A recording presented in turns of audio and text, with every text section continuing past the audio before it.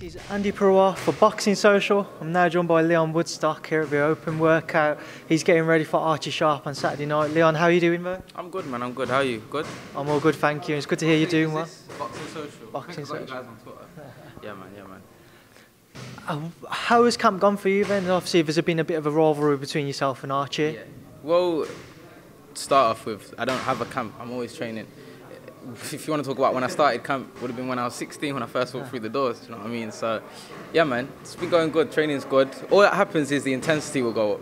So I'm always training, but the intensity will change. Do you know what I mean? You can't train hard forever. You just break yourself. Do you know what I'm saying? So, yeah, man, it's been good. It's been nice. To be honest, every time that I've been making the weight as well, it's got easier. Do you know what I'm saying? So now it feels like I just make weight straightforward now. Do you know what I'm saying? It's not no like ball ache or hassle. It just flows. Nice. That's how I like it. You know, when you go into every fight, it's a different person. Are you gonna ignore me, bro? You said you were alright. Sorry, man, I didn't see you there. It's alright. Oh, what away over there. Every fight you're going in, with a different opponent. Obviously, because of what happened with Archie previously at a press conference, and there's been that bit of a rivalry. Has it maybe given you a bit more motivation in camp, and maybe added any more intensity to it? Not at all. Everything stayed exactly the same. Nothing's changed. Like, I train like a world champion anyway. I move around with world champions. I am, in my mind, a world champion. So nothing needs to change. Do you know what I'm saying? Everything I do is what I do. I'm not going to change it specifically just for a fighter. To me, it's just another fight. It ain't nothing big just because he's undefeated or whatever the whole build-up about it is. It's no different to me. It's just a fight. Do you know what I mean? If he came down to flipping Lester Beaumont Lees, said some shit to my mum, I'd deal with him same way. Do you know what I mean? It won't make no difference. It's a fight. I know you're very confident going into it, but what does Archie bring into the fight that you may not have had to come up against previously? I don't know. It just took me all around the country, like I said. I've experienced every single type of style, weight, everything. Like, so he's not going to surprise me with everything. All I can do is prepare for everything, and that's what I do. I prepare for absolutely everything, so whatever happens, I've got an answer for it. So what type of fight do you expect it to be on Saturday night? A good one. Find a good one, I mean stylistically. A good fight.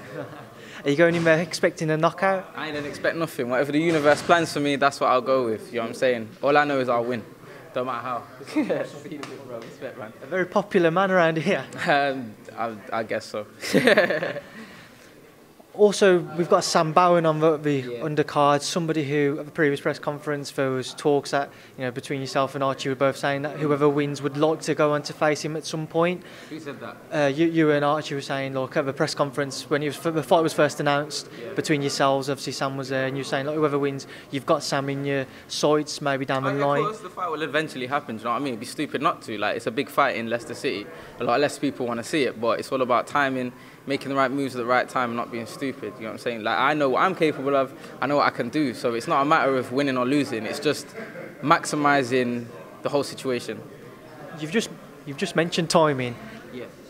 When you're winning and you're getting in these impressive performances, how do you manage not just the expectation, but also in your own mind, right, I've got to make sure I don't jump too far ahead of myself, jump into a fight which is maybe a level above where I'm at. How do you manage all of it?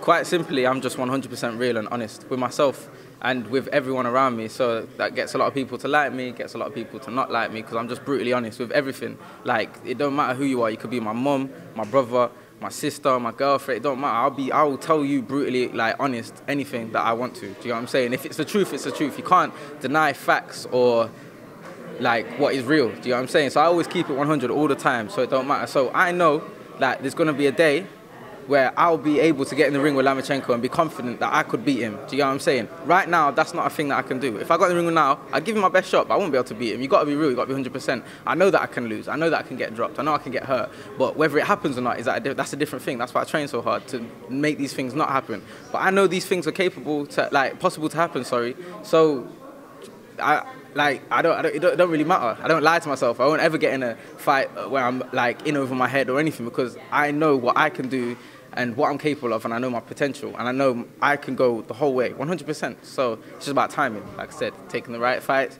the right time, taking my time, not rushing nothing, and proving fight by fight that I'm the real deal, and which I have done. If you look at my resume, I ain't fought no slouches. I fought all good fighters. know what I'm saying? Like, there's a lot of winning record fighters on my record, and now I'm fighting an undefeated fighter, which I used to do in the amateurs all the time anyway, and I used to take their O's, and I used to love it. So it's just amateurs all over again, just a few more rounds.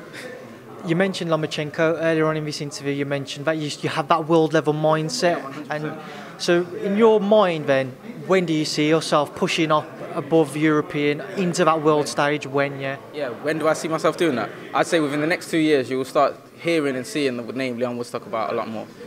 Like I said, it's all about the timing. This fight is the start of everything now. So I'll be able to put on a show for you guys and show everyone, my promoter, the fans, supporters, everyone, what I'm about. And then that's going to push me up to the next level. And then we focus what we're going to do then to get to the next level, and so on and so on, until I get to the top and own everything. And your thoughts on the rest of the undercard, Catterall-Davies and Jack Catterall, what are your thoughts on that one? It can either turn out to be a great fight or it will be a stalemate, so we'll see. Who do you edge towards? I think it's a very 50-50 fight. I'm not the type of person that's on the fence either. I just told you I'll be straight up, but I personally think it's just 50-50. If I thought Hara would win, I'd say I'm not bothered. You know what I mean? That's my opinion. If I thought Catterall would win, I'd say, but I think it's quite 50-50. And women's boxing is on the up at the minute, and Nicola Adams going in for an interim world title. What time is it?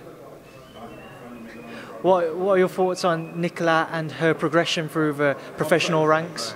Say again? What are your thoughts on Nicola and her progression through the professional ranks? Yeah, man, I think that stuff's great, man. It's bringing women's boxing back. Do you know what I mean? And what people don't understand is a lot of women fighters are technically better than a lot of the men. Do you know what I mean? So they just pick things up better than we do. We've got too much ego in that. They just listen and take things on board. So yeah, man, it's looking to be a good fight. The whole card, I said yesterday on Twitter, is looking to be really good. It's a really good card. I'm looking forward to watching myself, and I don't like boxing. I like watching it. But I'm looking forward to watching. Do you say you actually don't like boxing in what sense? So you'd never watch it, you don't keep up to date with everything, or? I watch like the big fights, Andi, Joshua, but no, I don't like boxing. I think it's boring. What makes you think it's boring then, as a boxer? Because I do it every single day of my life. Do you know what I mean? I love fighting. I don't really enjoy watching it unless the fight is special. So one of the biggest fights which has been talked about this year just been made, the Purewal. We've had a press tour this week. Yeah. Have you caught any of it? What are your thoughts on it as about? I believe if the Tyson Fury that beat Klitschko shows up, he will outbox, outclass, and make Wilder look stupid. If he shows up any less than that, Wilder will knock him out. In your opinion then, AJ, Wilder, Fury, who do you say is the number one in that division at the minute? Well, like I said, if the Tyson Fury that beat Klitschko is still about mentally, he beats all of them. But anything less, I feel like Wilder will just beat all of them. Well, Leon, thank you for speaking to Boxing Social. All right, respect, man.